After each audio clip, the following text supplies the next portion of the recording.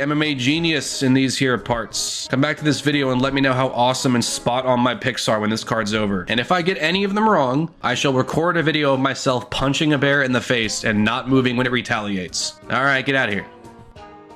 Gee, thanks a lot, guys. You're too kind.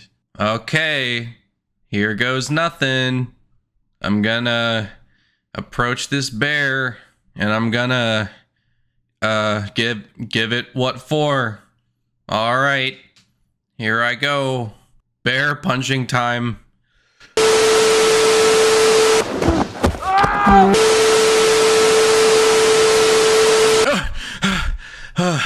Jesus, that went terribly. It was so bloody and visceral with so much blood and viscera that I literally can't even show it on YouTube. So you're just gonna have to trust me that I really went and did it. I'm a man of my word. No thanks to you, bozos. Thanks for nothing. Nah, I'm just playing. Respect to the winners. Commiserations to those who were handed L's this past Saturday. This is a cruel sport. I also wasn't entirely correct on the methods of victories. Didn't get all of them quite 100% correct. I think we did all right, gents. The one I'm mainly happy to be not wrong on is Volk is fucking back. I'm elated right now. Hit the road, Top Toro. Taporia Schmaporia. The featherweight GOAT is back at the helm. And yes, he is absolutely the GOAT. Ilia's wins over him in Holloway are hugely commendable, but since he's jumped ship to lightweight, he kind of forfeited the claim to that particular title. He's no more the GOAT at 145 than Conor McGregor is to me. I know that might sound crazy, but McGregor's featherweight run back in the day was equally as ruthless, and he similarly pieced out the second he hit the top. Some might still say Jose Aldo is the GOAT, but that feels a bit rose-tinty to me, and like half of his career has been down at bantamweight. To me, Volk passed him a few fights ago and went ahead and lapped him with this one.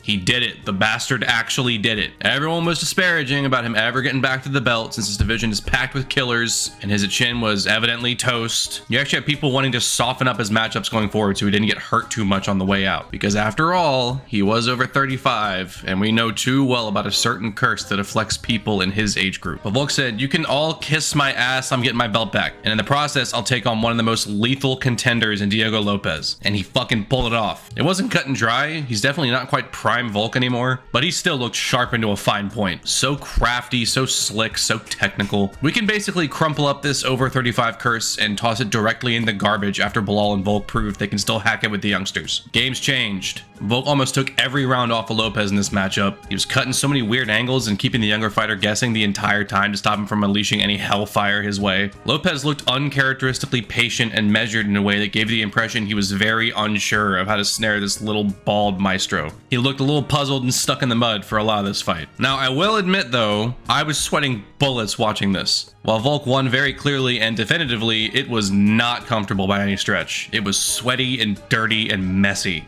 Lopez didn't even look like his usual highly aggressive self, and of course all credit must go to Volk for that, but even still, he was dangerous enough to keep it competitive for the duration. I was so ecstatic at how easily Volk was outstriking Lopez in the first two rounds, just a pure vintage performance from him. And then BAM! Lopez catches him out of nowhere, nearly finishes him. So, you know, I was shitting pant for the next couple rounds. But while they were more close in the first couple, the former champ was kind of getting the better in most of the exchanges. And then BAM! Lopez grazes Volk's eye with the end of a punch and has him backpedaling. And we learn in between rounds that he's just now getting his vision back. So he just couldn't fucking see. And then Lopez was fully switched on for the fifth round, and by the end of it was throwing caution to the wind like we usually expect from him. Suffice to say, I was nervous as shit until the final bell rang. But sure enough, the old dog still has it. What a stud. Diego Lopez will definitely be back though, and I think he has future champ written all over him in the coming years. My crystal ball here says so. Another nice thing about these tournament events is Volk is not planning on stopping anytime soon. No retirement, no going up, no none of that. He's already said he wants Movsar Evloev next, which I fuck with heavily. Provided he can keep his hands on the strap for a couple more years, we're looking at pretty regular defenses from this guy. God, how I've missed that from our champs. Taporia is awesome, but his lack of activity is kind of painful. Featherweight is heating up big time these days, not just with a renewed Volk back at the top, with some fresh faces making headway. I'm very excited to see what comes next. Alright, yeah, so we got the main event right, but I could not have been more hilariously wrong about the co-main, because plot twist, Paddy Pimblett really is that good. And perhaps less of a plot twist is the fact that Chandler is just kind of ass. I know I picked him, but that's not because I thought he was some phenom. Chandler always disregards whatever game plan or IQ is required to win fights and just throws shit at the wall to make his fights as fun as possible. possible. He's dangerous enough to make that work with the elite fighters of 155, but he was never truly one of the best. His sole 2 wins in the UFC are a KO over Dan Hooker, which is a pretty damn good entrance, I can't lie, and then nuking Tony Ferguson's skeleton. Besides that, all else. I did pick him to beat Pimblett, however, because I thought Paddy was kind of worse. I thought the only real elite thing he had in his arsenal was a submission game, and he was far too open on the feet to avoid catching one of Chandler's winging right hands. But I was proven very wrong. Paddy looked so much better in the striking out there. Now, part of it is that Chandler is certifiably washed, to be sure, but a big part of it is that Paddy executed the perfect game plan. We have never seen Chandler done this badly. He's had wars with the top dogs at lightweight, but none of them have ever just whooped his ass like that. Good shit, Paddy Pimblett. Give me that Dan Hooker matchup, please. And as for Chandler,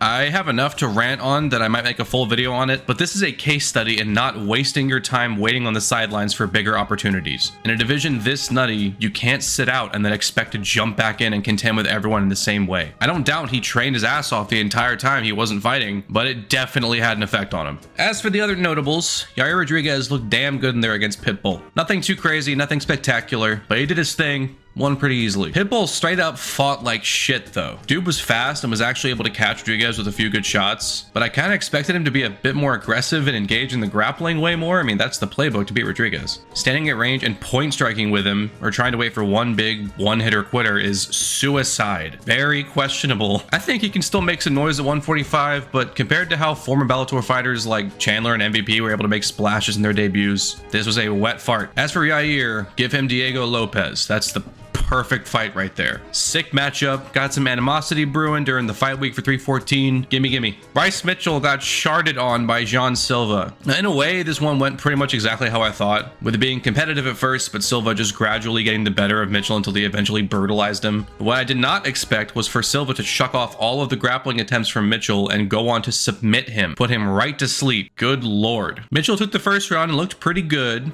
but given how the tides turned in the second, I kind of get the impression Silva was literally playing with his food in there. He wasn't throwing much back and lost the round because of it, but it's like he just knew he was going to hurt this guy and was like teasing it. The commentators kept saying he was being wary of Mitchell's grappling, but given how those exchanges went every time, I don't think that's the case. I just think Jean Silva is a psycho. And again, someone needs to go check in on Mitchell because I don't think he's going to be doing so good after thinking that he lost the holy war. Again, it was a bad idea to big this guy up like that. Have fun sleeping on that one. And Dominic Reyes is so fucking back, dude. He went from being on a 3 KO loss streak, and yes, that's a 3-fight skid, not 4, where we were all certain he was donezo. The Jan Blachowicz knockout was, bad. It was more of a TKO. He didn't get starched. But then in the Yuri Prochazka one, he got fucked up. That was a devastating knockout. That one was bad. And then he gets done by Ryan Spann. Ugh, yeah, we thought he was toast, let's be real. But then 3 finishes back to back. This dude is looking towards the title yet again. He's like 1 fight away from title shot. Who would have thought? That's like the whole theme of this entire card. It's just the old guard still got it. Feel good vibes, man. I'd say